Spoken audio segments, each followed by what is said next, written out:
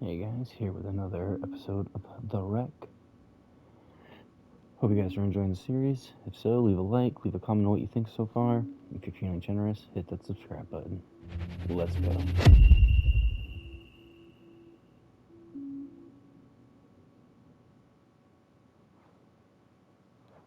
Hold on.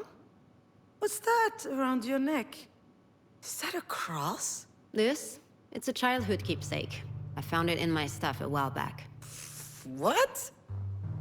Were you a choir girl or something? It's a bit more complicated than that. I'm listening. Please, you never told me anything about your youth. Ugh. What the heck? After all, why not? That might do me good. And I owe you that. What's that supposed to mean? Nothing. Just shut your mouth, Ew. pour me a glass of wine, and listen.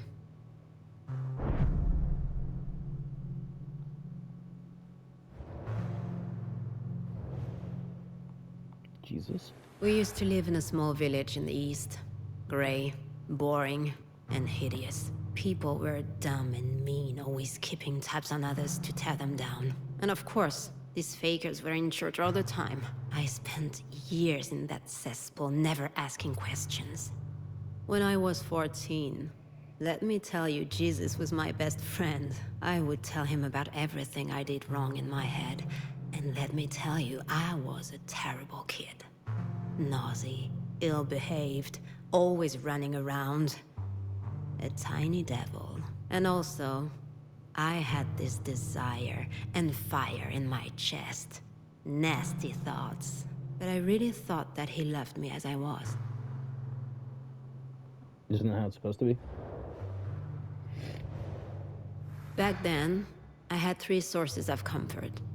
Jesus, books, and drawing. So I spent an insane amount of time sketching in the neighborhood churches. It was a disease. Everything I laid eyes on had to end up on a sheet of paper. At least then, people left me alone.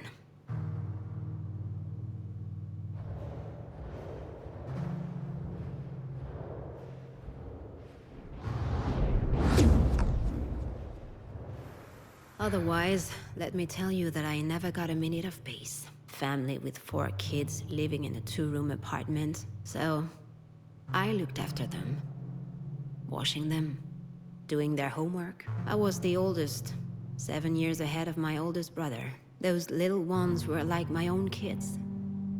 My mother had too much work. At least, while I was taking care of them, I didn't have those weird desires.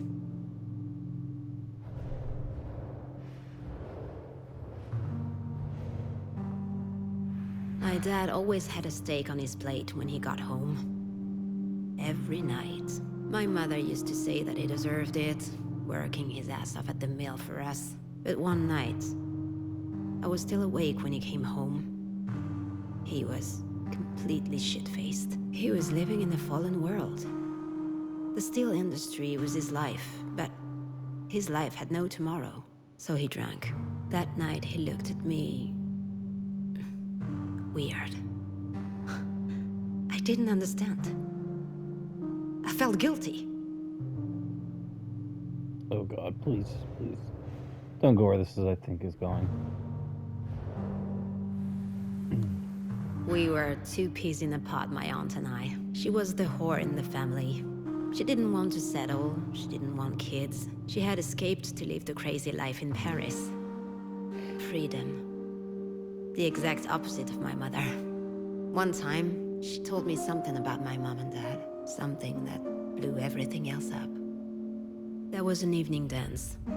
He was 19, and she was 15. According to my aunt, he was a bit tipsy. He brought her into a small clearing, and there, he forced her. They had to get married in a hurry after that, when they learned that my mother was pregnant. Pregnant with me. My mother always worked her butt off. She would work one factory job after the other, then clean up rich folks' homes. I used to think she was the bravest person in the world. And the strongest. Of course, she had her own temper. She would get into these screaming matches sometimes. And she would drink too. But I was convinced that I could trust her.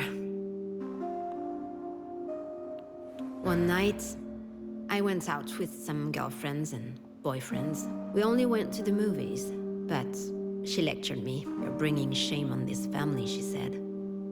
"People at church are talking. Something bad's gonna happen to you if you keep tempting men." I answered that if it ever happened to me, I, for one, wouldn't marry my abuser. She hit me. For the first time. She hit me again later. I was getting slapped around because she hated her life. I was blaming her for not fighting back. I wasn't going to let her treat me like this.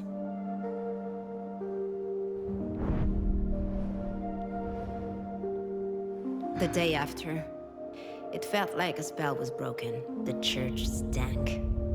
The sculptures were ugly. And the male-dominated Jesus stuff made me sick. "You don't love me," I whispered to him. Bastard. At that very moment, and that, let me tell you, that's something I'll never forget. The Christ started to bleed.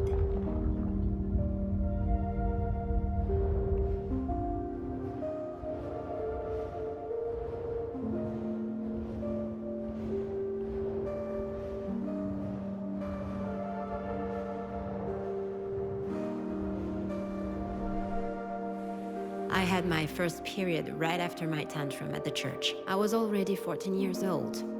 Pretty late. But then, my body started to develop.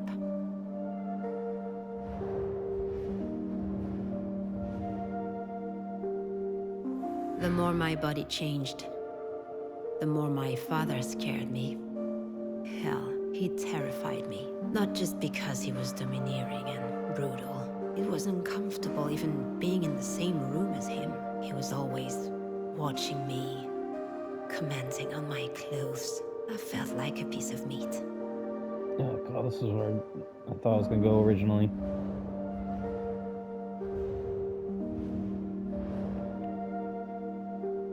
The last time she raised her hand to me, she hit me so hard. My nose started bleeding. We were having another fight about one of my outings. By that time, I was going out for real, just to spite her. You know me. She called me a harlot. So, I bit back. At least I'm not gonna stick with the first guy who knocks me up. I didn't have time to finish saying it. Whack! She slapped the shit out of me, and she spit out. "If it were up to me, you're the one I would have dumped." It's stupid. But that struck me right in the gut. And that's when it came up, boiling. The rage. I tasted blood in my throat. I couldn't think straight. My ears started ringing. I felt a jolt running through my body. And then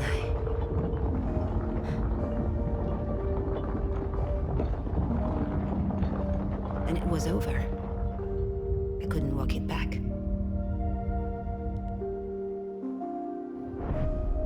This cross is the only thing I have left from her, you know? I took it when I left home that very night. I stole it from her. I don't know why I took it. I used to do that a lot back then. Steal stuff, but I'm happy I did it. It gives me a chance to think about her, to remember, never to be like her. You see?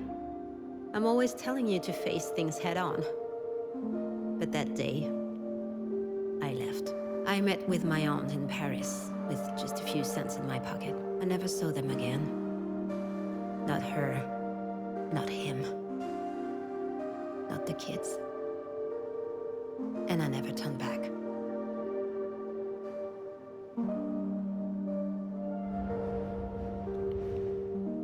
You hear, Miss Kivas? Shit, don't tell me you fell asleep. Ugh, what a disaster. You really can't handle your booze. Don't worry, daughter. I will still be there tomorrow, and the next day too. There to tell you again what you already know. People are ugly, let me tell you. They're dangerous. All of them. That's just the way things are. It's inside them. The evil is, we need to defend ourselves. Stay vigilant. That's how I got out of it. Diane gets it, I think. But you, darling... you're too weak. You want to trust people. You want to have faith, but I told you many times. You can't trust anyone. Ever. You don't need me to tell you that. Life's unfair. That's just how it is.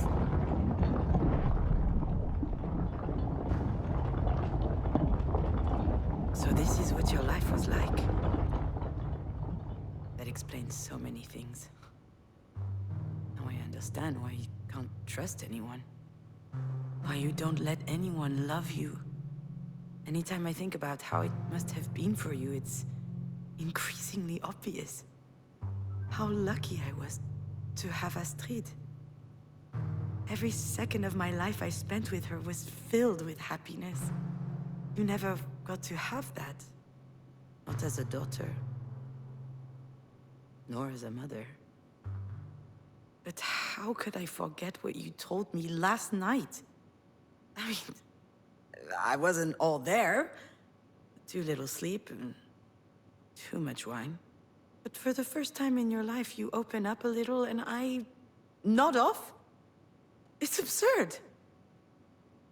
As if I didn't want to hear it. Was it that I was angry that you waited so long before telling me? Or was it something else? Something I didn't want to look in the face until now?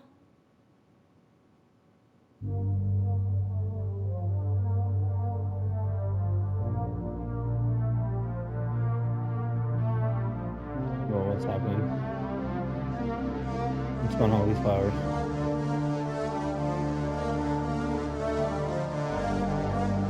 Oh, is she floating?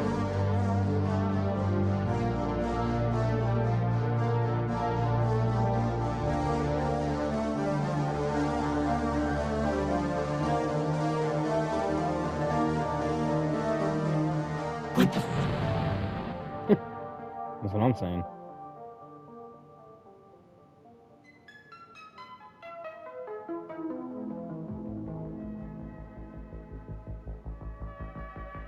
Oh god, there's so many choices. I guess we'll start here and work our way down.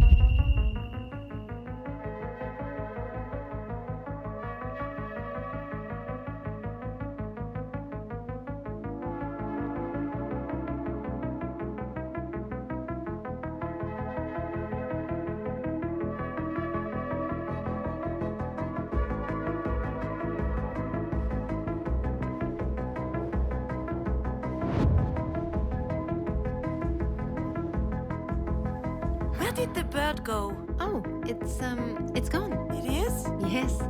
Early this morning, I opened the windows to let in some fresh air. It jumped on the edge of its box, looked at me, and then it flew away. Oh. Did it look happy? It did, my dearest daughter. It looked so happy. That was a lie, of course. I know that now. But I believed that beautiful story at the time, without reservation. That's another thing which doesn't work in my relationship with Marie. The fact that she would lie to me because she doesn't believe I'd be able to face the truth.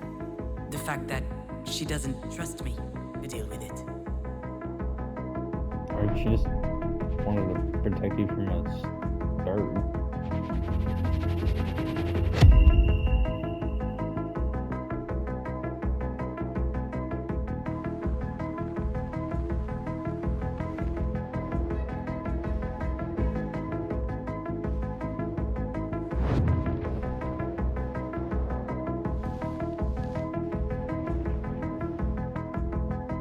These paintings are magnificent. But how do you do it? Oh, well, that's hard to put into words. Usually I have a theme in my head, a topic I'm obsessed with, and all of a sudden, everything becomes clear. The shapes, the colors, they fight their way through my brain. kind of like visions. And then I simply must paint. I can't control it. In fact, if I didn't paint in that moment, I could flip, do crazy things. While Diane and I were dancing, I could hear Marie doing her spiel for Sasha. I'd heard it 100 times. The visions, what she called her mystical experience. A whole lot of crap. 10 minutes later, I set the kitchen on fire. Blinded by the urgency, as if my body was overriding my brain. Just goes to show you. As much as I hate it, she might have been telling the truth about her process. I guess I work like that too. You psychopath.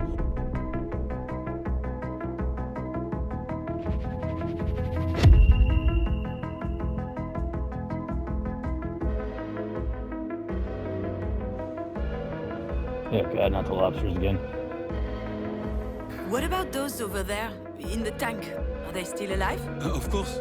The true connoisseur prefer to cook their lobsters at the last minute. And I'll take them. absolutely, miss. Do you want one or two? I want them all. I mean, there's about 2 dozen in there. Did you win the lottery or something? I'll need one of your coolers too, for the road. I drove to the ocean, opened the box, and threw them back in the sea. Freeing them was pointless, laughable even. But it felt amazing. I was able to change things. I could reject the fact that it is what it is. Just say no. What's the point in being alive if everything's already been decided for us?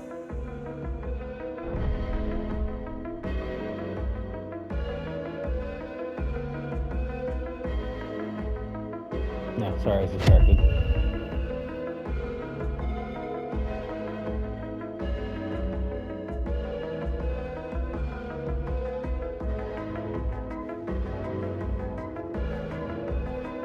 Nope.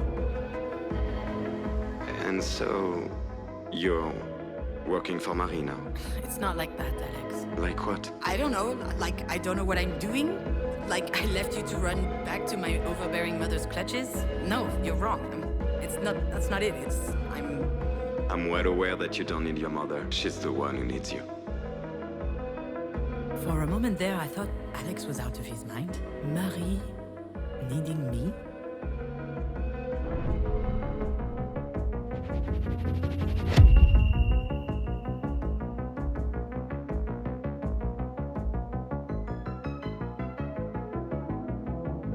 I still can't believe how much Astrid loved that house. Why are you surprised? It's awesome. Really? Well, yeah. Have you looked at it up close? There's all these little intricate details. You can open the doors, move the furniture, turn on the lights. Marie must have spent a lot of time on it. I don't know. I think it's an awesome present. When Alex said that, I was reminded about my mobile. Just like the house, it was magnificent, intricate, exquisite. I believe that's why I kept it in my room for so long, hanging above my bed. These two presents were the two singular proofs that Marie cared for us. That was her way of saying she loves us.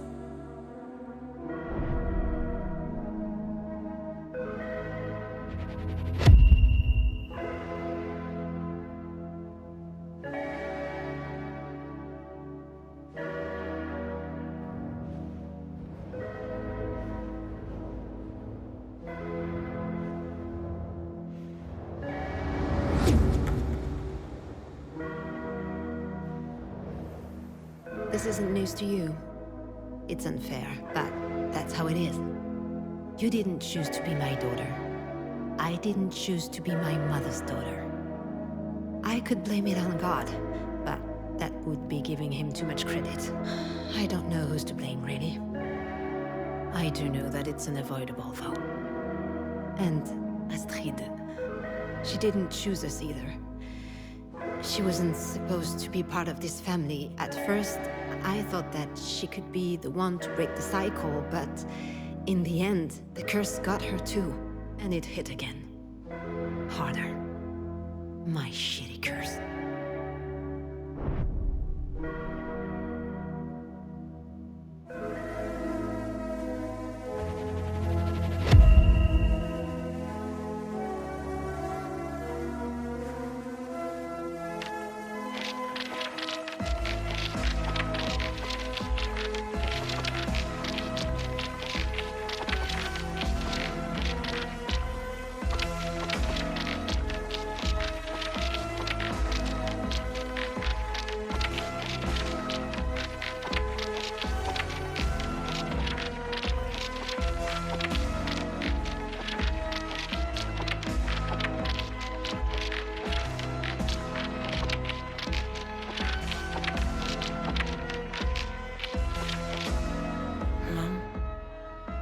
thank you.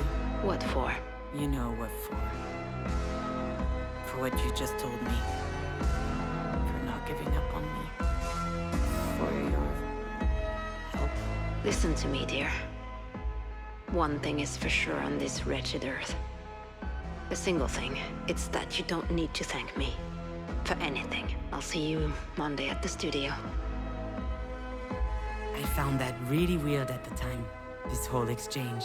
First of all, Marie saying beautiful things, sounding more loving than ever before. But on top of that, her almost scolding me for thanking her, as if extraordinary circumstances had forced her out of her self-imposed duty to bully me, and that she was having a hard time coming to terms with it.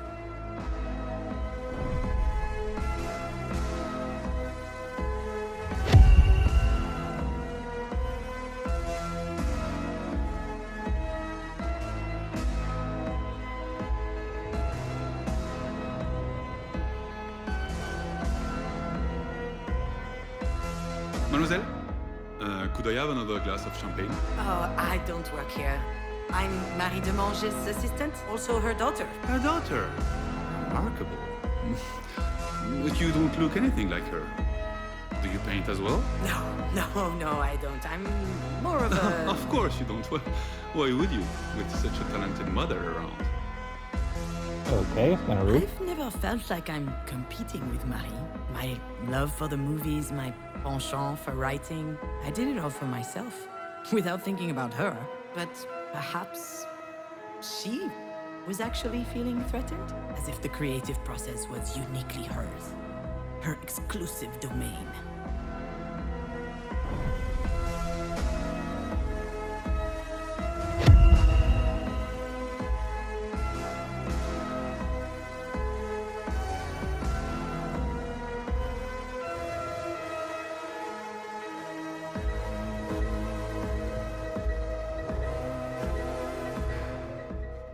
Thank you for the mobile. I can't believe you managed to find it. Oh, it's nothing. You want to stay for a bit? Coffee, maybe? No, thank you. I gotta go. I have, a meeting. A meeting? Yeah, a thing. Don't worry about it. Say hi to Alex for me. Oh, I'll call him. He's just in the next room. Oh. Hi, Alex. Bye, Alex. Done. Gotta go. Bye. I rarely saw Marie being ill at ease, but the few times it did happen was when she came to the house to visit when Astrid was born. It was as if she felt like she was intruding on our family. Maybe because she didn't know what it was like having one.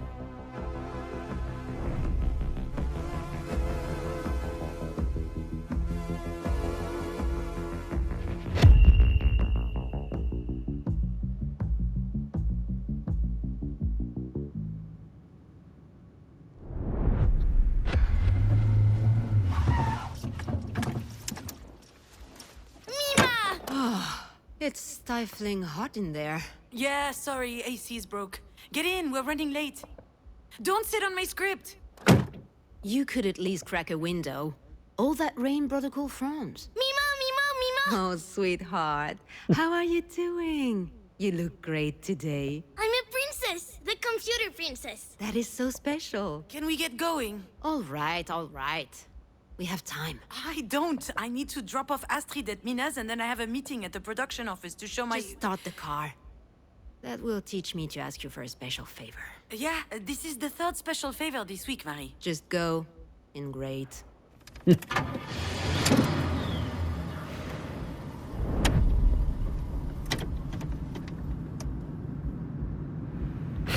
I can't drive with these heels on. Why are you even wearing these things?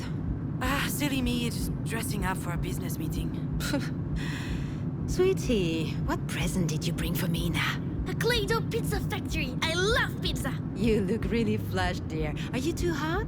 Let me take your coat off. Marie, what on earth are you doing? Just for 1 second. Forget it. Sit down. We're almost there. Just watch the road. You sit I'm down almost... right now. Stop that. You are worse than a traffic cop.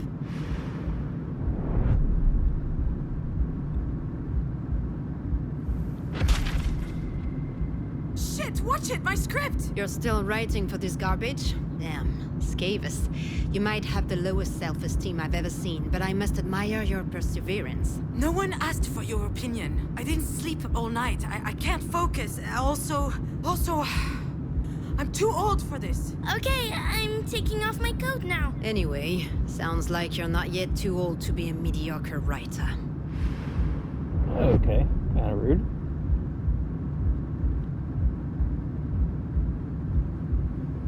Marie, please. This is too much praise. I have to prod you some way or another. You are so incredibly lazy.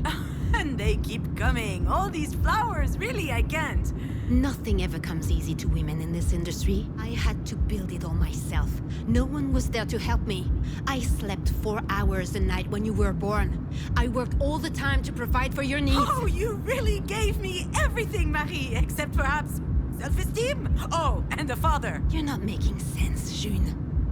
You and your sister would be nothing without me, and you know it. You're both churlish and fearful. I gave you everything, and you're just squandering it all to write soap operas.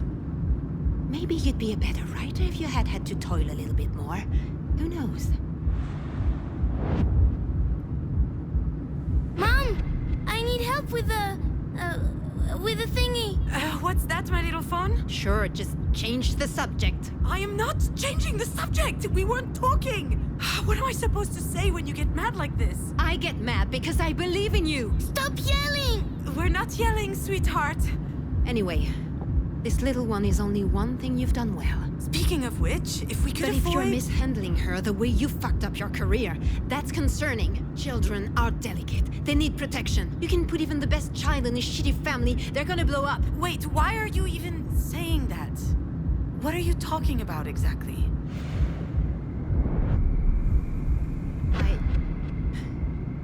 I made some mistakes with you two, it's true. We turned out okay in the end, didn't we? Whatever you think. You don't get it. There's something hanging above our heads. All of our heads. Something that's about to fall on our heads if we're not careful. It's been there forever. Passed from one woman onto the next in our family. Like a disease. Are you sick, Mimo? No, sweetie, she's not sick. This is grown-up talk. You're right, June.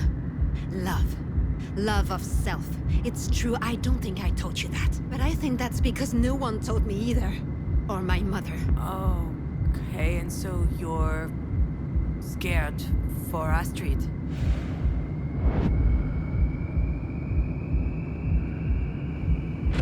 Hold on. You, Marie, the great Marie de Monge, you believe in that nonsense? There's no curse on our heads. Next time I'll keep my mouth shut. Unless you keep it open, actually. I know hardly anything about your life. Not a thing. But I do realize that you had a hard time. And that you're scared. I'm not scared. I think you are. You're scared we'll turn out like you. But we can change. Everyone can change. My dear daughter, I'm not sure about that. Do you think so? I know so.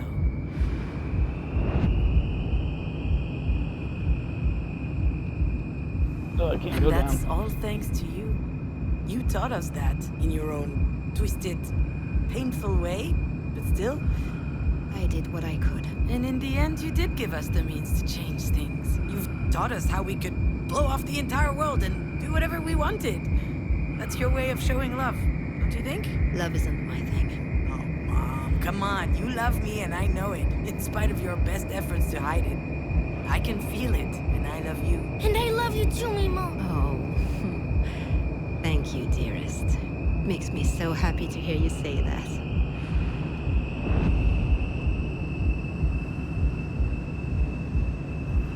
I like it better when you're nice. Why are you not in your seat? What are you doing standing up? Marie, why is Astrid completely unlatched? She was sweating. I just took off her sweater. No big Shit, deal. I told you to keep her safety belt on. Are you kidding me? You know, you're so uptight sometimes. Unbelievable. I am not uptight. I would just like you Mom, to... watch for the deer!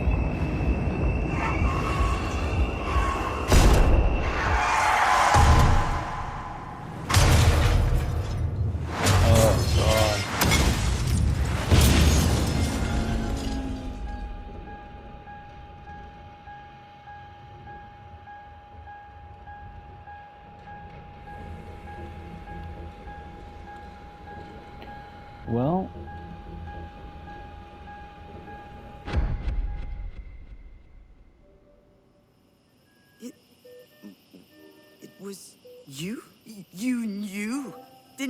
The fight, the unlatched safety belt. I'm sure you remembered, and you didn't say anything. You just hung me out to dry with my feelings of guilt. That's it. That's the real reason. That's why I was so mad at you. I'm sure that's also why you filled in this stupid paper with my name on it. You probably thought that if anything happened to you, it would be some kind of divine justice. I would have a choice of what to do with you. And now, I have to make the decision. So what am I supposed to do, Marie? Alright guys, we're going to end it here. We're going to make a cloud save so we can get all 3 different endings. Thank you guys so much for watching.